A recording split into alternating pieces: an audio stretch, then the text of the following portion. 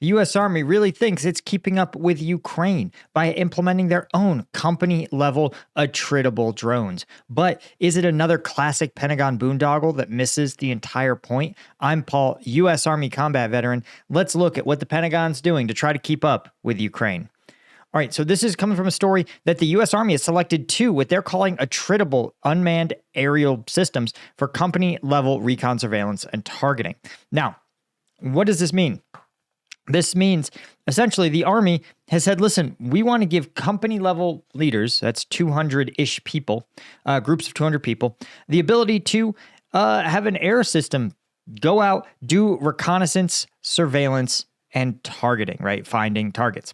And this seems like a pretty straightforward requirement, and one that is absolutely inspired by the work of Ukrainian forces who rely on drones to conduct all sorts of reconnaissance, not down to the squad level. So this is a need that the Army identified and is now working to try to get. Now, they've said the drones are attritable, which means there is an expectation that these drones, not so much that they're one-time use, they're not like a bullet where you fire it and no one expects you to get the bullet back, but they expect them to be lost at a certain rate that is acceptable in the course of regular combat operations. Right, they are not considered super sensitive items that are, could not fall into enemy hands. Right, there's an expectation that these things will go down, crash, and the idea is that it doesn't create a crisis situation. So, the two that they selected, one is the Anduril Ghost X, and Anduril, a defense tech startup that is trying to build some next generation stuff. And then, of course, Performance Drone Works C100. And we're going to take a look at both of these and what exactly they bring to the fight, right? And we're going to take a look at the UAS Blue List. Basically, the Blue List just means they are fully free of Chinese parts. But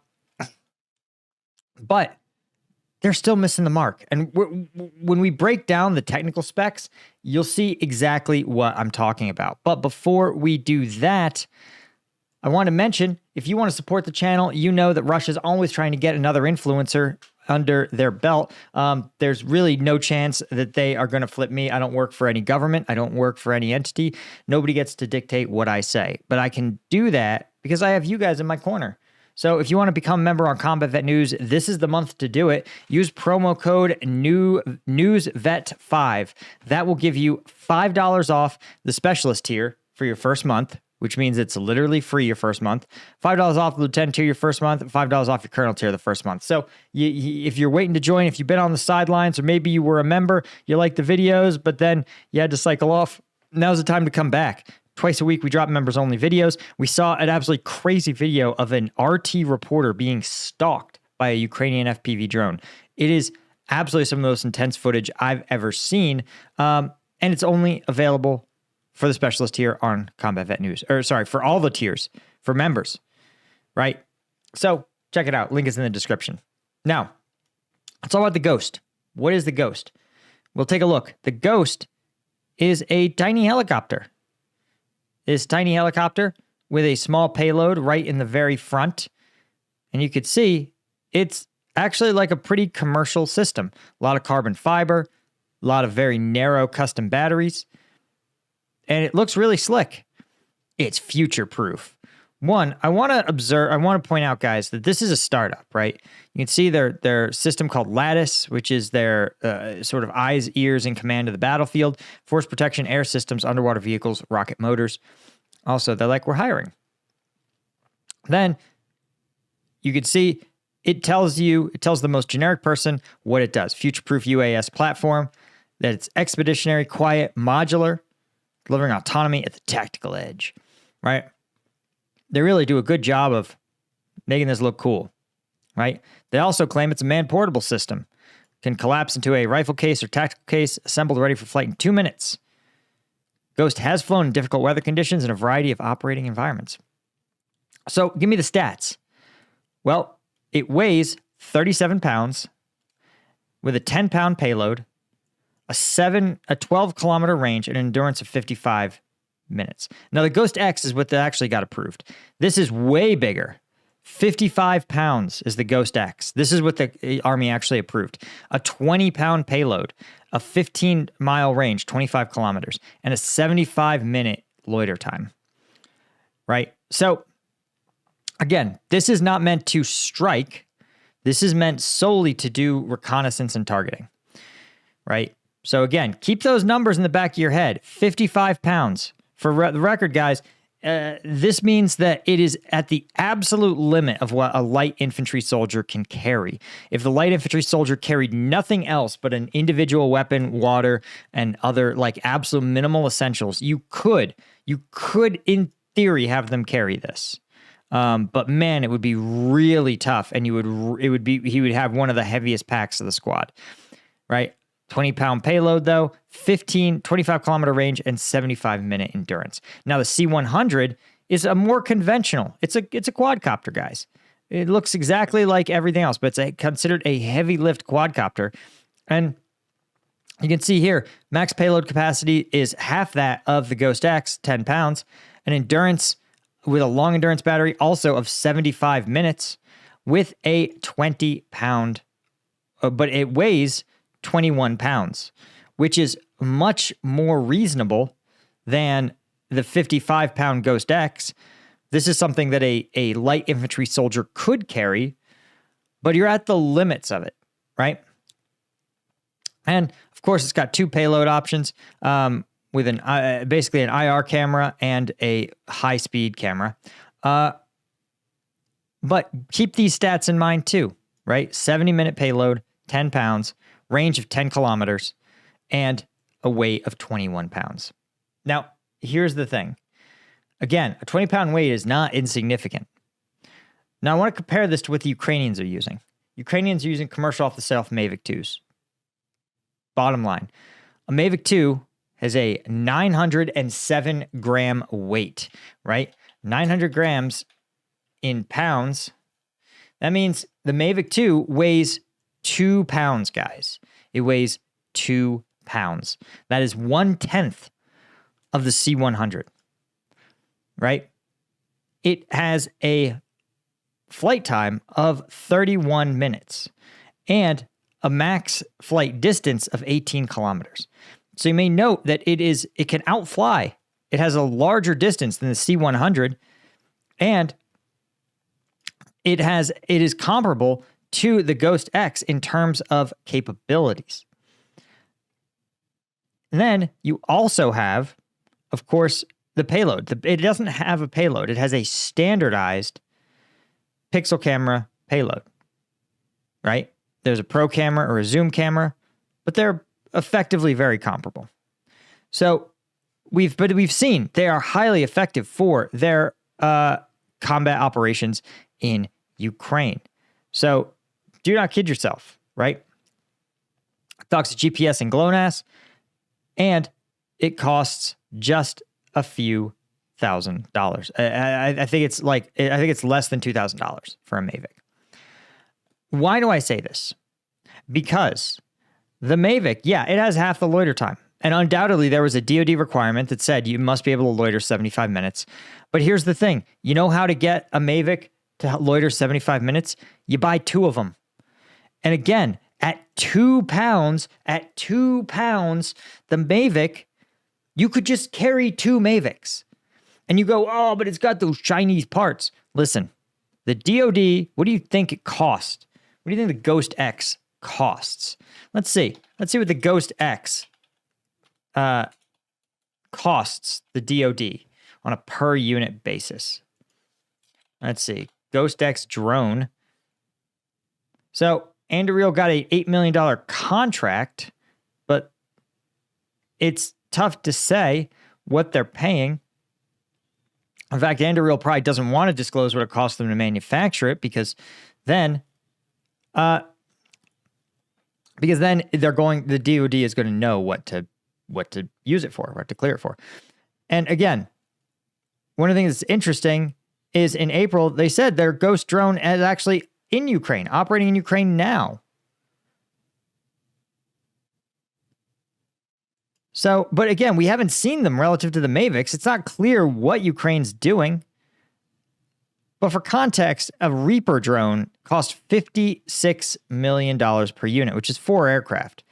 But still, you're looking at a Ghost X drone that probably costs, I'm going to guess it'd say at least $10,000, maybe more.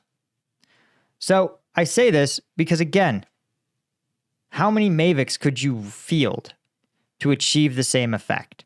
Again, if you're talking about 10 Mavics, that still weighs less than one C-100.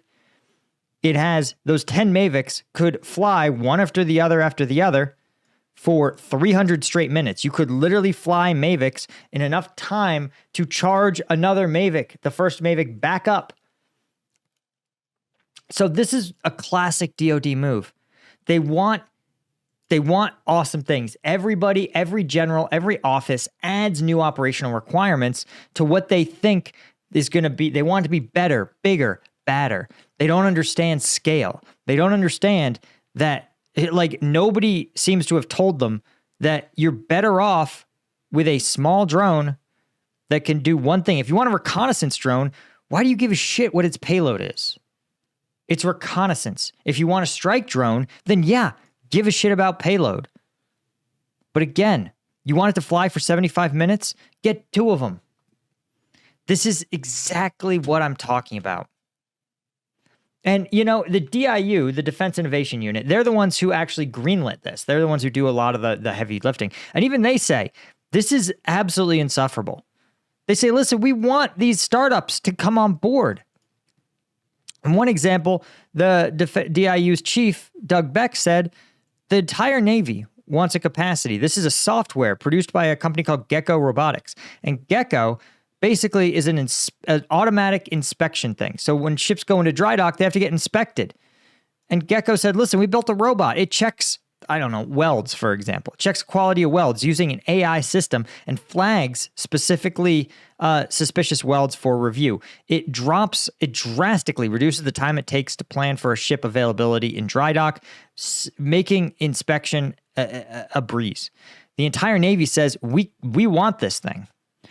But the Navy, it's not enough to have a 3-star general who says, give me this thing. They've got to go to contracting command and contracting vehicles, right? So there's certain types of contracts the DoD will issue you. And they say, listen, if you want to get this contract, you have to do a fixed price contract, right? Or I'm sorry, a firm fixed price contract, right? So they say, listen, well, why don't we do cost plus? And cost plus isn't really possible because, again, what you end up with is a situation where you say, like, okay, DoD contracting, for some high-tech stuff, they use what's called cost plus, which says, listen, you build it, you bill us, and we add in a nice hefty profit margin for you.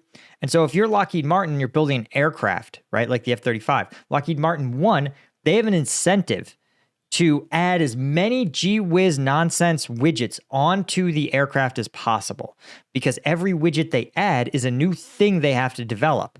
And remember, for every new widget, one, they will absolutely get paid for whatever they spend developing it, however long it takes, however expensive the development process is. Oh, and by the way, they get let's say a 10% bonus on top. So when you have cost plus, there's an incentive for everyone to have the biggest, most expensive, most gee whiz systems. But where does that not work? Software. Again, Gecko Robotics. Part of what it makes is robots, but its real awesome thing is the AI. Well, how much does it cost to manufacture one more AI license? It costs $0. And they already built it. So they go to the DoD and they say, listen, we built this thing, buy it. And the DoD goes, great, we'll give you 10% plus your cost. And they go, it is in a thumb drive. It's a $10 thumb drive. And the DoD goes, great, you'll make $11. You'll earn $1 per unit, 10%. This is why venture-backed startups are like, no, we can't make this happen. So, and a lot of times they sit there and they go, listen, you're a startup. startups are here to make big swings, right? You got to be 100x. That means that when you finally launch that product, you can't get 10%. 10% isn't going to make a startup worth it. Venture-backed stuff needs 100% returns, 1,000% returns. And it's never going to happen. That's why Lockheed, who's happy to take 10% on a contract, just keeps rolling this stuff out.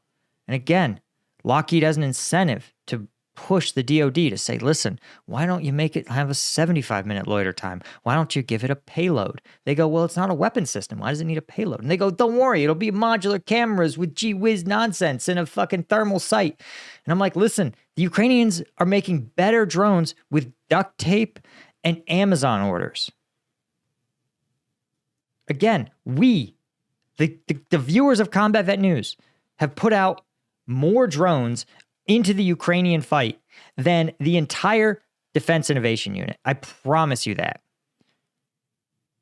So, anyway, guys, that's all I had. That is my rant. Be sure to hit subscribe and check us out on combatvetnews.com. Use promo code NEWSVET5. Get that discount. And I'll see you guys in the next one. Thanks to Bill Collier, Robin Colburn, Gaius Marning, and Gina Cuesta, Chris Gorsuch, Francis Carius, AL90, and Petya Teruru, as well as all of our Lieutenant tier members. Couldn't do this without you guys. Thank you so much, and I will see you guys in the next one. Cheers.